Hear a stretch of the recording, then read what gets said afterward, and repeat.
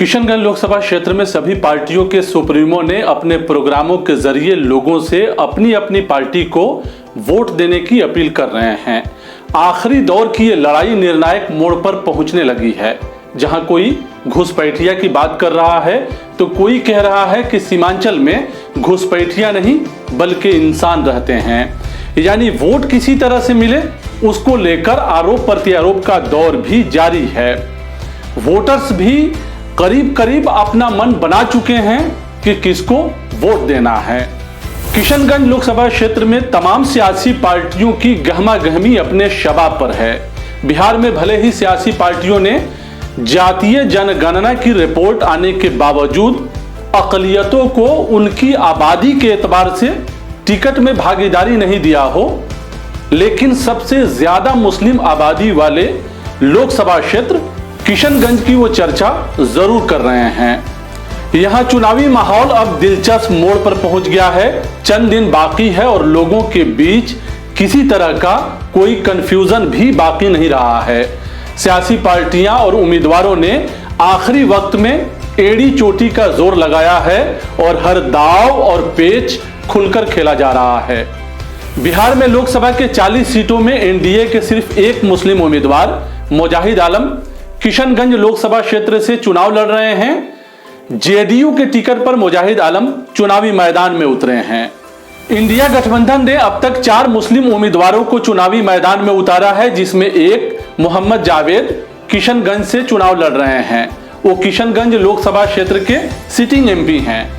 इसके अलावा एमआईएम के प्रदेश अध्यक्ष अख्तरुल ईमान खुद किशनगंज के चुनावी अखाड़े में मौजूद हैं। लोकसभा चुनाव में कांग्रेस के मोहम्मद जावेद किशनगंज से चुनाव जीते थे। दूसरे नंबर पर जेडीयू के उम्मीदवार और तीसरे नंबर पर एमआईएम ने उस वक्त अपनी जगह बनाई थी। 2024 के लोकसभा चुनाव में किशनगंज लोकसभा क्षेत्र के अवाम अपने नेताओं को दूसरे फेज में वोट करेंगे। महज कुछ दिन बाकी हैं।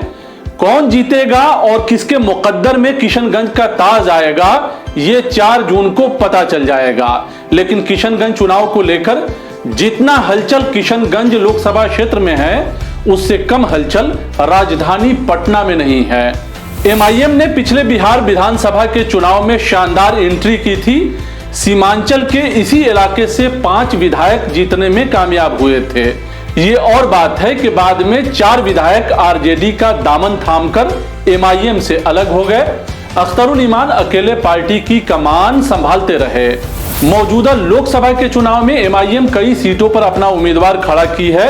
जाहिर है ज्यादातर सीटों पर एमआईएम इंडिया गठबंधन के लिए मुश्किल खड़ा करेगी, लेकिन किशनगंज सीट पर अख्तरुल ईमान जीतने के मकसद से चुनावी मैदान में किस्मत आजमा रहे हैं।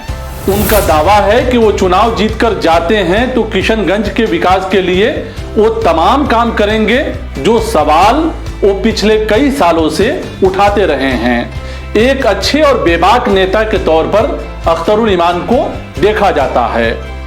उसी तरह जेडीयू के उम्मीदवार मास्टर मुजाहिद आलम काम के सिलसिले में आम लोगों में मकबूल रहे हैं। वो कोचाधामन विधानसभा क्षेत्र की नुमाइंदगी कर चुके हैं।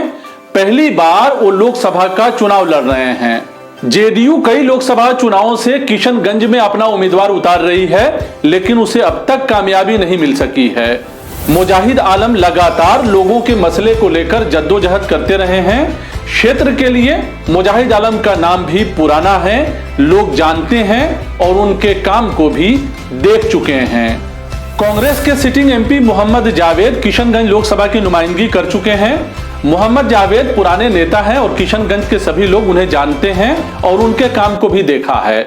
किशनगंज को कांग्रेस का गढ़ भी कहा जाता है। सियासत के जानकार कहते हैं कि किशनगंज में वोटिंग के आखिरी दिन कांग्रेस अपना खेल कर जाती है। यही वजह है कि 2009 के बाद से अब तक कांग्रेस पार्टी किशनगंज लोकसभा क्षेत्र से चुनाव जीतती रही है। 3 उम्मीदवार मोहम्मद जावेद, मुजाहिद आलम और अख्तरुल ईमान के बीच ही मुकाबला है। तीनों उम्मीदवार पढ़े लिखे हैं, जनता के लिए काम करते रहे हैं। इसमें कोई बेबाक बोलता है और कोई कम बोलता है। लेकिन लोगों के लिए बड़ा सवाल यह है कि इन तीनों उम्मीदवारों में से सबसे बेहतर उम्मीदवार कौन है। इसको लेकर अब कोई उलझन नहीं है। किसे वोट करना है, लोगों ने करीब करीब मन बना लिया है। हर पार्टी अपने उम्मीदवार के जीतने का दम भर रही है और सभी उम्मीदवारों की जबान पर एक तरह का ही वादा है, और वो वादा किशनगंज के पिछड़ेपन को दूर करने से जुड़ा है। सब ये मानते हैं कि किशनगंज लोकसभा क्षेत्र एक पिछड़ा क्षेत्र है, जहां आज भी शिक्षा, रोजगार, स्वास्थ्य, पानी और दूसरी बुनियादी सहूलतों की जबरदस्त कमी है। सैलाब से किशनगंज लोकसभा क्षेत्र का बड़ा हिस्सा प्रभावित होता है। किसानों की फसलें तबाह हो जाती है। नदियों के कटाव से लोग परेशान रहते हैं। पलायन का मसला इस कदर है कि हर बड़े शहर में यहां के लोग नजर आते हैं। 2 वक्त की रोटी के लिए किशनगंज लोकसभा क्षेत्र में कुछ भी ऐसा नहीं है जहां लोग रोजगार से जुड़ सकें, लिहाजा उन्हें घर की दाल रोटी के लिए बड़े शहरों का रुख करना पड़ता है। तालीम के सिलसिले में भी इस इलाके में बहुत ज्यादा काम नहीं हुआ है। स्वास्थ्य का मामला हमेशा यहां संगीन रहता है। एक अदद खुलने वाला एएमयू का ब्रांच तक किशनगंज में पूरी तरह से अब तक कायम नहीं हो सका है। जो पढ़े लिखे वोटर्स हैं, उनकी नजरों में इलाके की समस्याएं गर्दिश कर रही है। जो पढ़े लिखे नहीं हैं, उनकी नजर में उनकी गरीबी और बुनियादी मसले उनके सामने खड़ा है।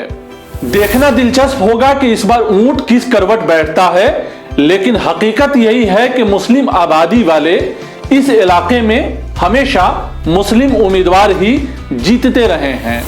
फिर भी इलाके की हालत इतनी गंभीर क्यों है, ये अपने आप में एक बड़ा सवाल है।